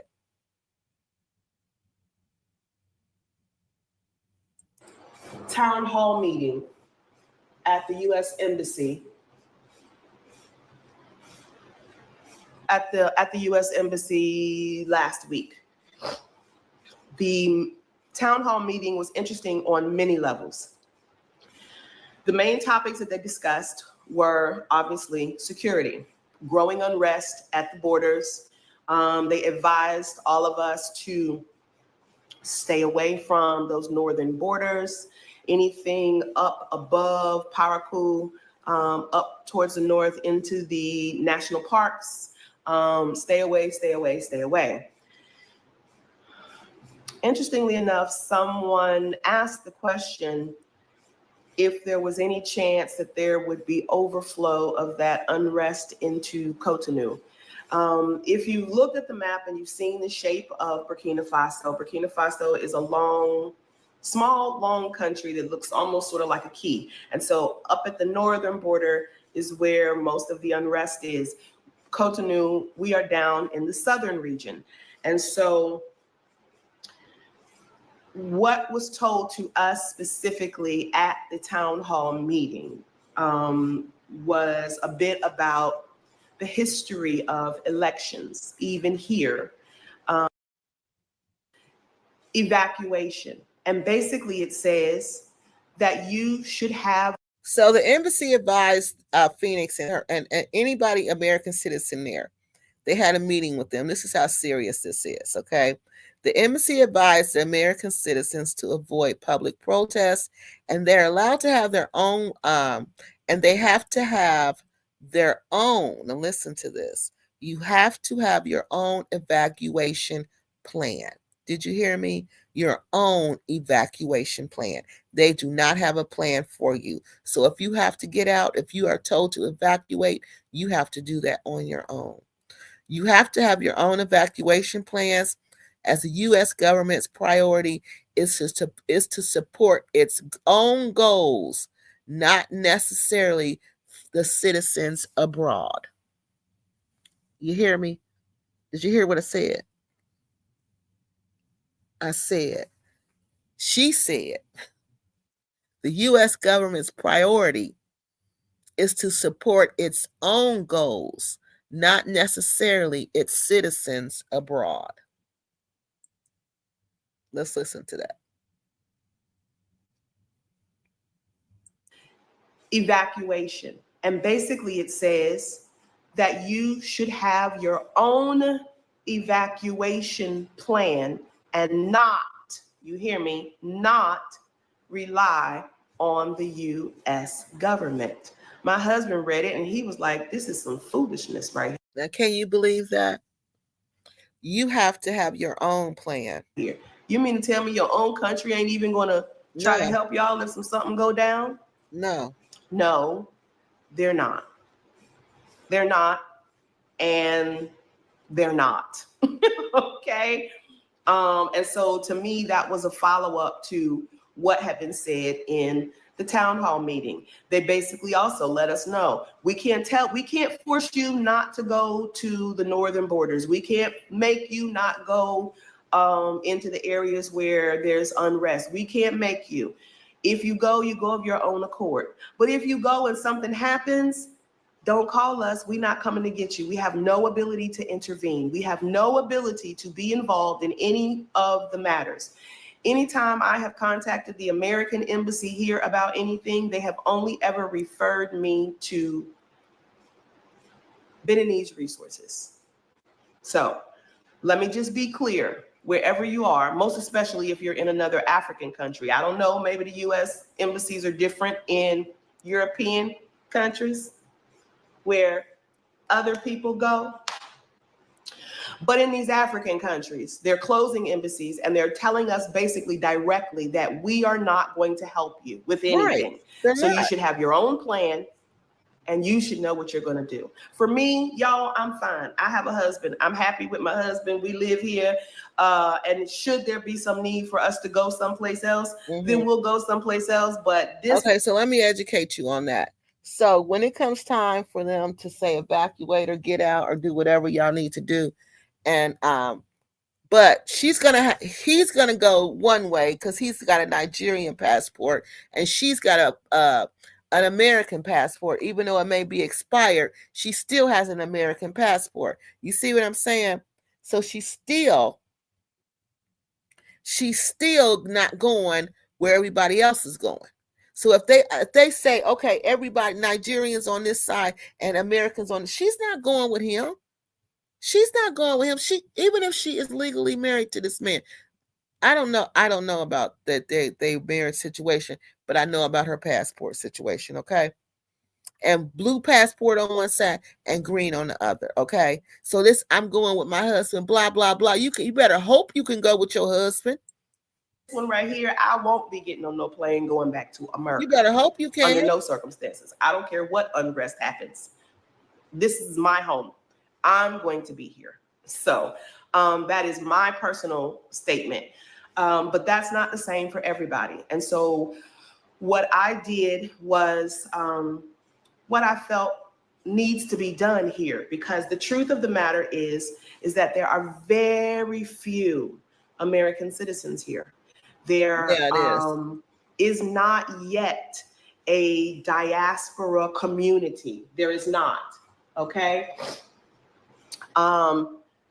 My husband and I, in terms of being what we would know. All right, let me check out some of your questions, because that's the part I really wanted y'all to pay attention to. Just the rest of it is her just, making Benin be the best place in the world. Joy says she's glad you're here, Bantu Lisa. Bantu Lisa says, hey, Africa majority is in the Ripple system. Proud to be a simp says, hey, proud to be a simp. Digital Wallet says, no, proud to be a simp says Digital Wallet. Cotton Top says, oh, excuse me, y'all. Cotton Top says, I felt like she was talking in a, I'm sorry, I felt like she was talking in a word salad. She can't say the truth without getting herself in trouble. She rambled on and on. In my opinion, she has residency, not citizenship. Okay, that's what I'm saying. This lady, Phoenix just needs to stop. Okay? Phoenix just needs to stop because I'm looking through this transcript. All she's doing, after she gave us this little spiel about what the government said in the beginning of this video about them not, helping, that's it. She goes back to this being the best place since sliced bread.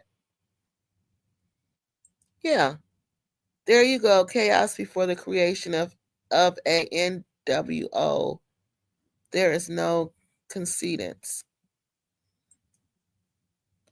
What are AES countries? It was Mali, Burkina Faso, and what's the other one? Niger, I think. No way, that ain't happening. And you see who they blame. They blame them. And she had the nerve to come on here. It's them, so it's okay. No way, that ain't happening. Okay. TNK, hey.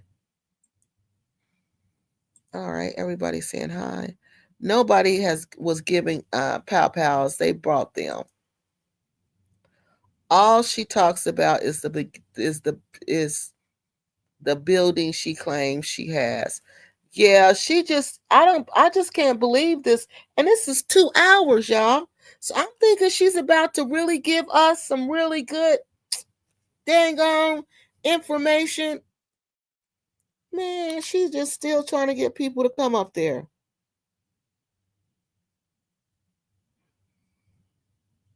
Yeah.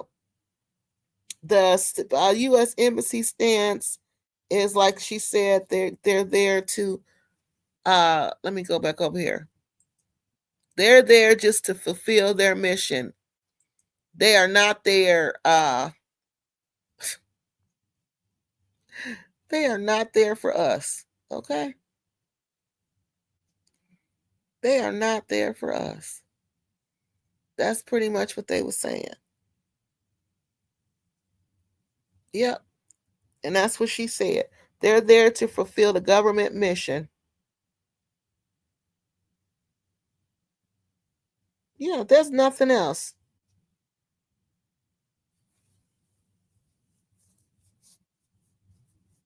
She says they say the speaker advises those seeking current and accurate news about Benin to follow Benin news sources and official announcements rather than relying on the U.S. State Department warnings. This woman is actually telling y'all, do not rely on the U.S. State Department warnings, which she believes are often looking for reasons to deter people from coming to Africa. She says that at 42. I don't believe her. No, she can't. We can't use her as a source. She's reckless. The information she gives out is reckless.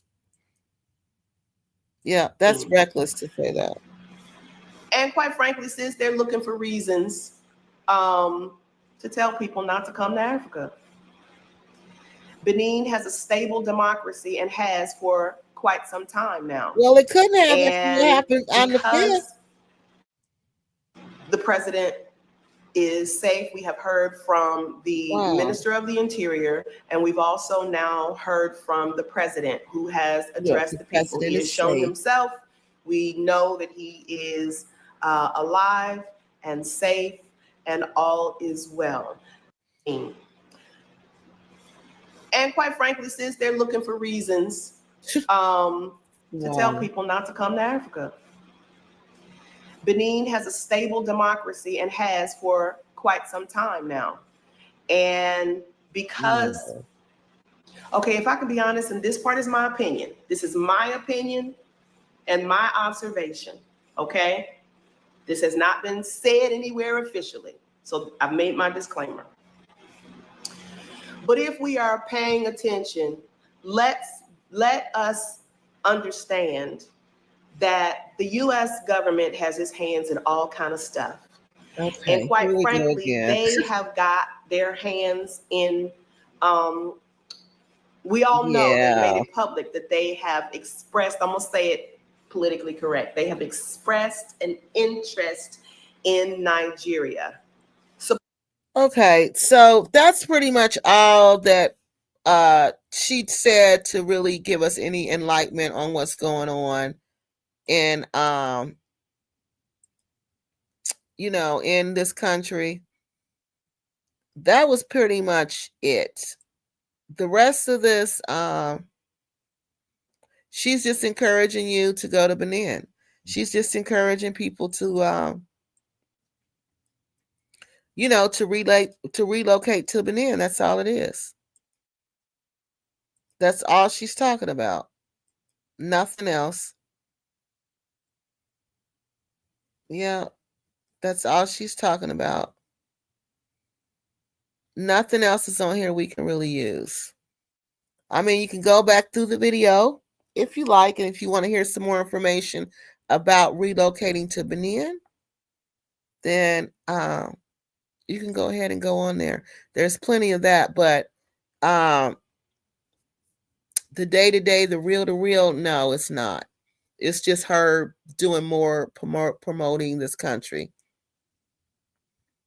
And that's pretty much it. So all we got from her, this roving reporter on the ground in Benin, is that what this was important though, that if they ever call for evacuation, if they call for an evacuation, all right, they are not coming to help. You need to have your own evacuation plan. You hear me? You need to have your own evacuation plan. Let's see. Other than that, that video had no use for us, for real. That was a marketing, I want to sell you to come to Benin video. So if you want to go to Benin, yeah, that's a perfect video. She is in love with her Nigerian husband. Therefore, I know, honey, wherever he goes, she going. I know.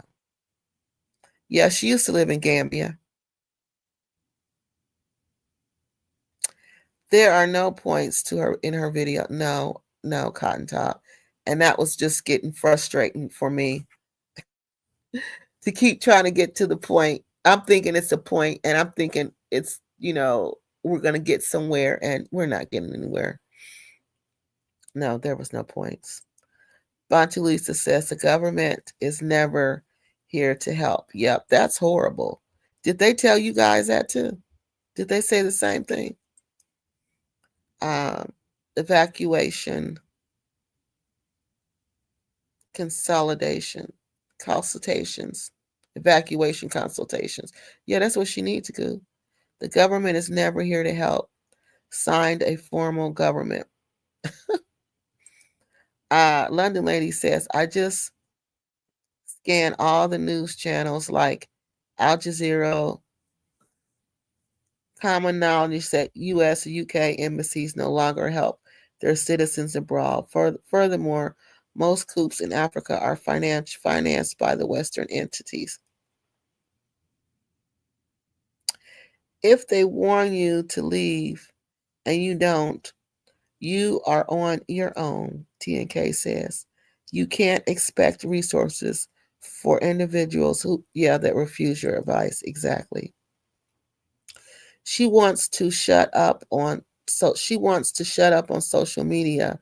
Then if she wants to remain under a U.S. passport, yes.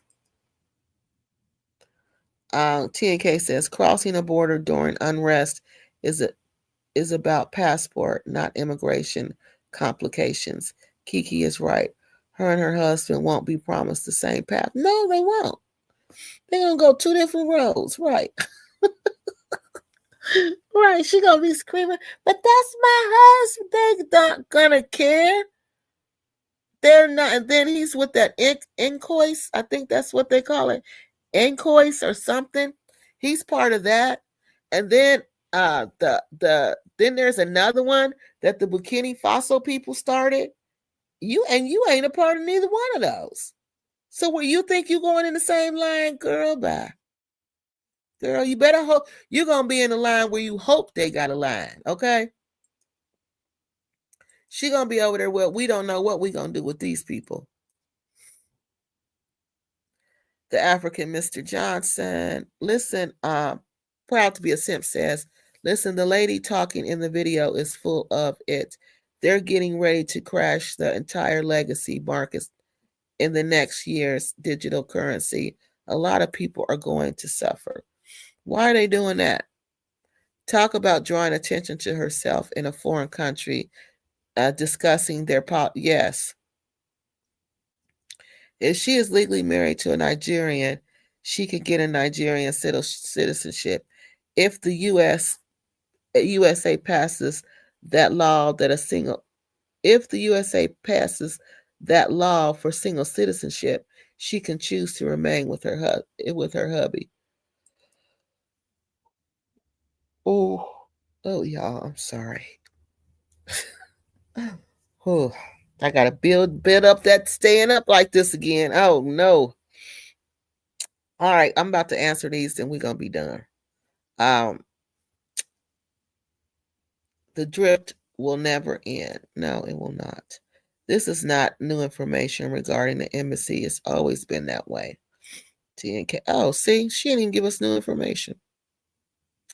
Proud to be a simp says 2026, the entire planet will not be the same. Those who are in other countries and do not have proper support will be vulnerable, even more than the people that live here. Honey, I believe that.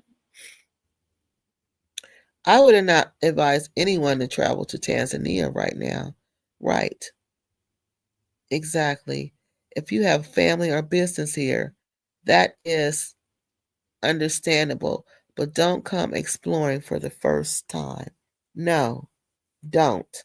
And if you're not sure why, just go look at Bantu, the series Bantu Lisa has on my channel. Go look and see.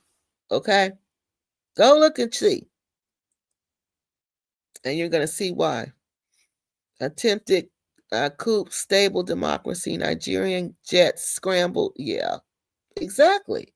But it's stable, and she's still but in the midst of that madness, can y'all believe she's still encouraging people to come there?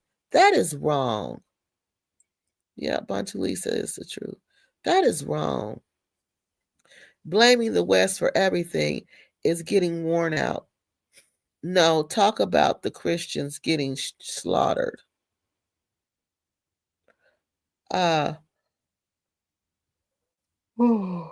Oh God.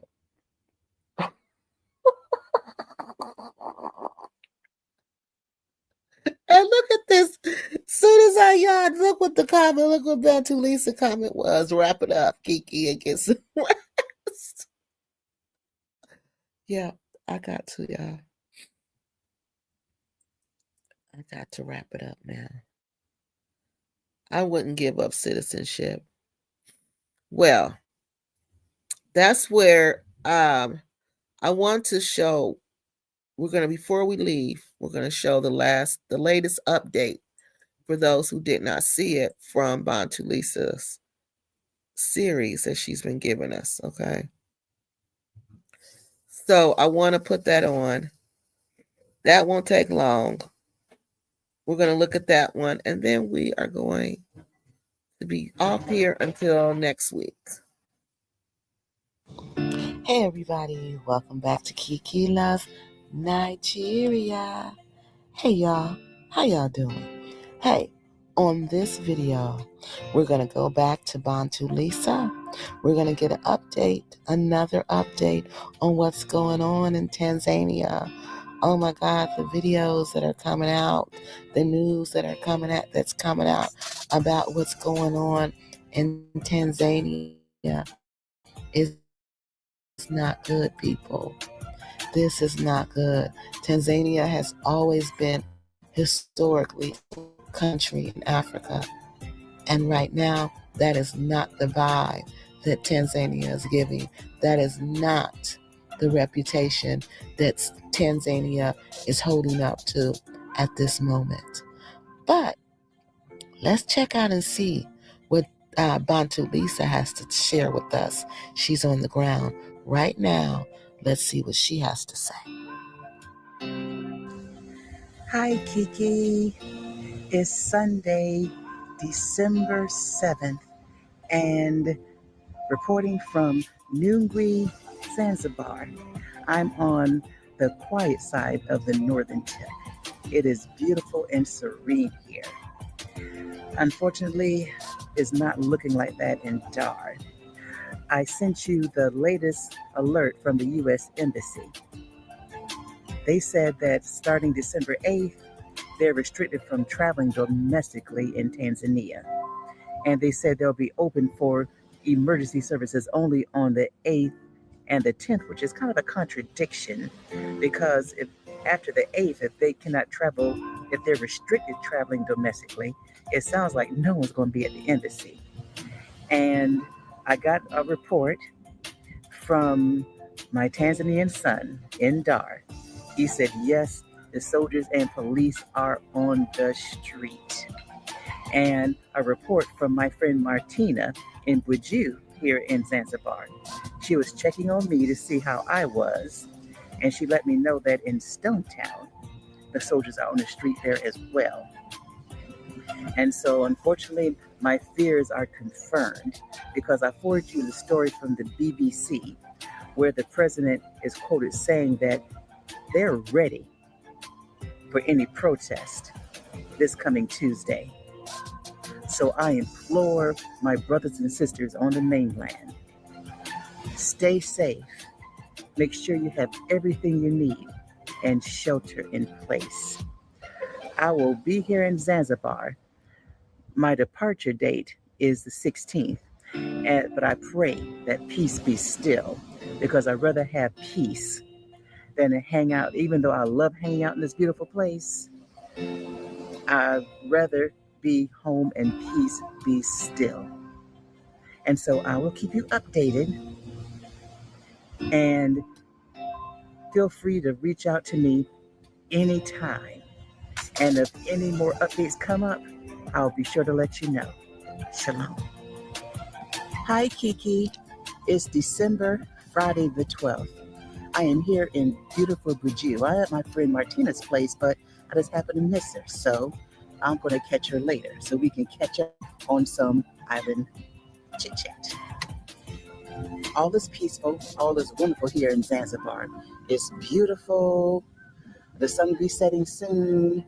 I'm here having a nice cold Coca-Cola, sitting here with my friend James. I won't put you on video, don't worry. And just enjoying the time. It's been extremely hot here on the island as well as the mainland. The mainland is still having water issues. Just got off the phone with a friend, water issues. Yesterday, another American having water issues. I passed on a number to a fundi that can fill up their tanks. And so they're dealing with that on the mainland, as well as there's peace, but is it really peace or is it forced compliance? That's what's going on in the mainland, is forced compliance. And like I said before, in my previous update, they just eased the tension just a little bit, going about your business, but we're not leaving the streets, because they already determined that any protest will be illegal. This Mexican standoff is more like a checkmate. No matter what anyone says or does, it's going to be the government's way or the highway, and it is what it is. So it's just best to comply, stay out of trouble, go gray man, hang low, don't cause any problems. Hey, that's why I'm here on the island. I'm having a very good time and enjoying my life, in spite of the critic, who I suspect is a basement dwelling baby boy, who just is stuck in Master's Matrix. But I said, why am I even wasting my time? Because life is wonderful and there's turmoil everywhere. Matthew 24 is in full effect. Whether you're a believer or not, it doesn't matter. Prophecies coming to pass. So that's why I stand on a solid rock, no matter what part of the world I am in. And so I'll keep y'all updated on the latest. And so far, forced peace on the mainland, very hot temperatures, water shortages, but we're still moving forward and we're living our lives. Take care, and Kiki, take care of yourself. I love each and every one of y'all. Shalom. Hi, Kiki. It is Monday, December 8th, and I'm still here in Nungwi, Zanzibar. It's a beautiful day here at the beach, and I just want to show y'all. We're still bracing for impact. I sent you the news story from Business Insider, where the quote is saying that we're going to protest anyway, no matter what the police says. And I was so disturbed when one of my Tanzanian friends sent me a WhatsApp message saying, "Mom, please stay in Zanzibar." It's about to go down. I just still pray peace be still. But keep us in prayer over here. I will keep you posted. And so no new developments, but things are getting tense on the mainland. Shalom. Hey sisters, I'm pretending to take a selfie, but I want to drop you a safety tip. When you're a solo female traveler, y'all need to know what the no is. Now behind the ice cream cone is a 3-wheel cart called a bajaji, and it's parked in front of the ATM. And when I get back to my room, I'm going to explain. All right, y'all. So I'm going to stop right there. And y'all have to go and watch the rest of it. Because, y'all, I am so sleepy. I am sitting up here just really falling asleep. I can't take it no more. I'm sorry, y'all. Please just give me time to get my stamina built back up. But that's all we're going to have for tonight. Go watch the rest of the video for that warning that Lisa gave us, because that was a good, interesting warning. I never would have thought about that, but she's absolutely right. So go watch the rest of that video. I think it's like maybe 5 or 10 more minutes left. Proud to be a Simp says watch next year and see what's going to happen. And Susan said, thanks, Kiki, for all you do. Oh, thank you for all you do. Enjoy the rest of your weekend. Thank you. I will. Night-night. Night-night to you too. Get some rest, Kiki. You'll be better next week. Yes, I will. Every week I get better and better. Very informative, Kiki. Thank you. Thank you. All right. Thank you, everybody, for coming out tonight. We are done for the night. Get some rest, Kiki, and have a good night. Thank you. I will. And you guys get some rest and have a good night. And I will see you next week. And I'm not sure what we'll be talking about. I know we'll have some more updates from Bantu Lisa. We'll have some more. I gotta see the date, because you know what? It should be getting close to our Ginger and Honey. Yep. And I don't know what started that. I just started that tonight. I don't know what brought that on. Thank you, Millie Mill. Yeah, it's getting time to our end of the year show. So I forgot about all that. It's the almost the end of December. So all right, y'all. I will talk to y'all next weekend, and we still have those videos coming out. And I will talk to y'all later. Have a great weekend. Bye-bye.